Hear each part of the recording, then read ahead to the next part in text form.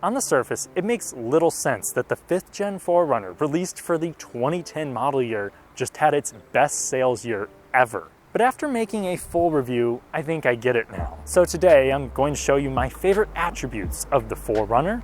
I'm going to point out a couple drawbacks, and I'll show you all that is new for 2023. If you enjoy fun, detailed car content without the fluff, consider subscribing and hitting the bell for notifications. The big news for last year was a new trim, the TRD Sport, which is sitting here next to me. And this year we'll have the 40th Anniversary Special Edition. It's based on the SR5 Premium. There will only be 4,040 made, and it's mainly an appearance package, but a good one at that. Bronze wheels, bronze accents, available in select colors. They added a couple touches on the inside and some stickers for safe measure. And blind spot monitoring and rear cross traffic alert are now standard on all trims.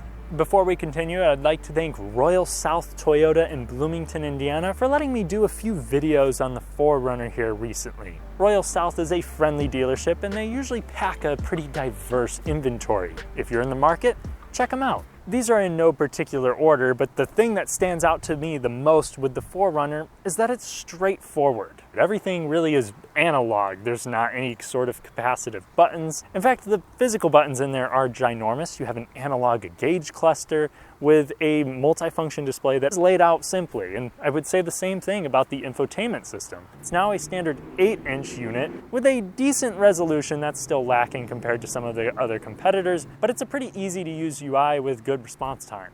Although this does mean that it has a lack of features. You're not going to find things like a heads-up display. You do have Apple CarPlay and Android Auto, but that's not wireless. There's no wireless charger either for that matter, or heated rear seats. Or a power rear tailgate and a panoramic sunroof. But the 4Runner is built to be simple, so I don't think the core fans will shed any tears over this. Besides, the standard feature set more than covers the basics. And if we're talking about meeting requirements, the 4-liter V6 that's old enough to be a college sophomore now is extremely dependable, and that's my second reason. The overall reliability of this thing is class leading, if not industry leading, at least in the United States. But the 4Runner is actually built in Japan, which is usually a good thing for quality. And it feels that. Everything that you interact with comes off as sturdy. When doing research, the issues that I found with this thing were usually miscellaneous small things that weren't consistent, but the more major problems included a fuel pump recall, a groaning from the rear diff that comes in around 40 to 60 miles per hour, affecting some 2014 to 2019 models, and the X-Riaz suspension system, which is unfortunate because that leads me to my third reason.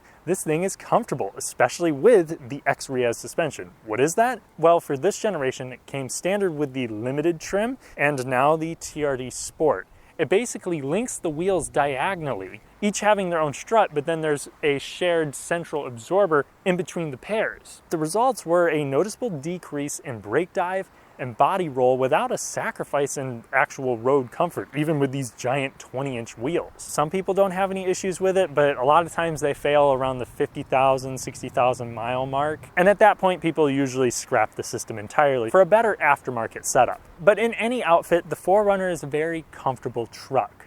You just have less handling capabilities with the standard suspension. To match the pretty forgiving ride, you have a heavily padded interior. There's soft touch where your knees rest, your elbows have a really nice plush place to rest, and you'll have 8-way power adjustable seats with lumbar adjustment standard on all 4Runners. And the great visibility from the big windows and boxy body leads me to the next big pro with the 4Runner, and that's practicality. The cargo space is immense. There's a ton of storage on the interior. There's neat touches here standard on every single 4Runner, like a 40-20-40 split rear seat and a 400-watt wall outlet in the cargo area as standard. Plus, you can still get a third row if you're willing to put some passengers through it. And the first 2 rows of seating are more than comfortable for someone that's 6'3" like myself. And now for one of the more obvious pros to the 4Runner, off-road capability. So standard, you're going to have rear-wheel drive, but it comes with Toyota's Auto LSD function, which basically tries to mimic a limited slip differential through using the brakes. It's actually quite effective, but still, it's not a locking rear. But if you get 4-wheel drive, you'll then have Toyota's A-Track system, which basically uses the brakes to help better distribute torque from side to side, while also still providing the inherent benefit of a low-range gearbox and a 50-50 torque split front and rear.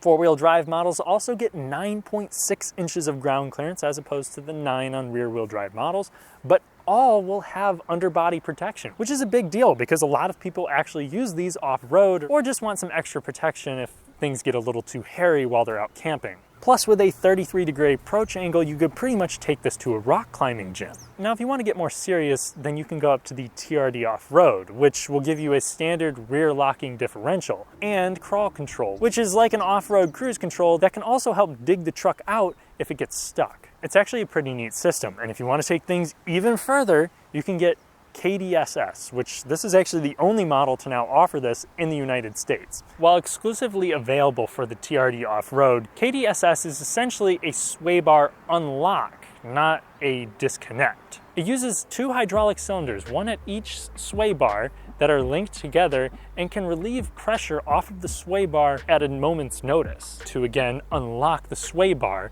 and it allows for insane wheel articulation the same way that you would get if you disconnected them. But this means that it's automatic, so there's no controlling it on the inside or waiting to make sure that you're on a perfectly level ground. And Toyota didn't stop there. Kdss models also have thicker sway bars, so they also handle better on road. And it's a pretty reliable system from what I've heard too. It's just kind of expensive if anything does go wrong with it. Stepping up to the TRD Pro will grant you Fox shocks with TRD tuned front springs that lift the truck up a little bit, along with a whole host of cosmetic upgrades and a big skid plate underneath. But when it comes to off-road goodies, the limited trim isn't left in the dust entirely. You actually have a 4Runner exclusive. It has full-time four-wheel drive through a torsion center differential that can be locked. I just think that's kind of weird to hold that off for one specific trim. Curious, limited 4Runner buyers, what do you think of that system? I've never driven one, so I can't really add anything. And that kind of leads me to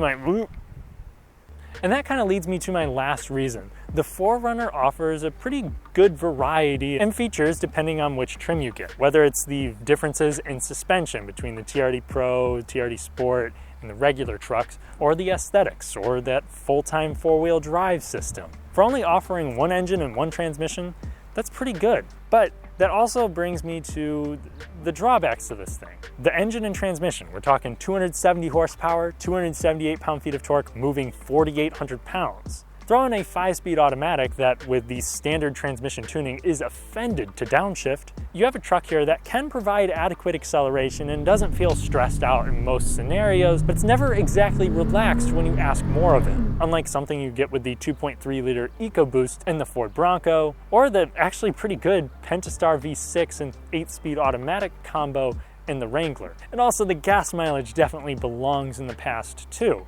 Plus, like I mentioned earlier, this thing is rather clumsy. The steering is very slow.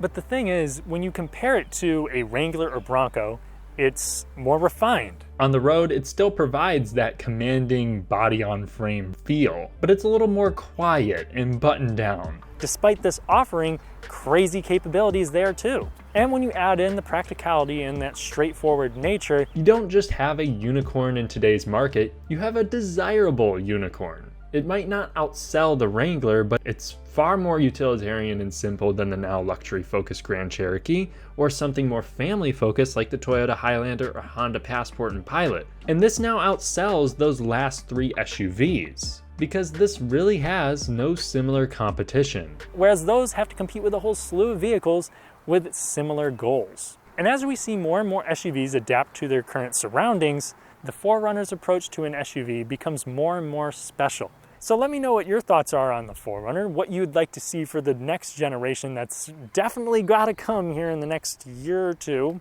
We'll see. And if you enjoyed the video, be sure to leave a like and help me with my ongoing battle against the YouTube algorithm. If you want to see more, subscribe and hit the bell for notifications. I'll catch you in the next one.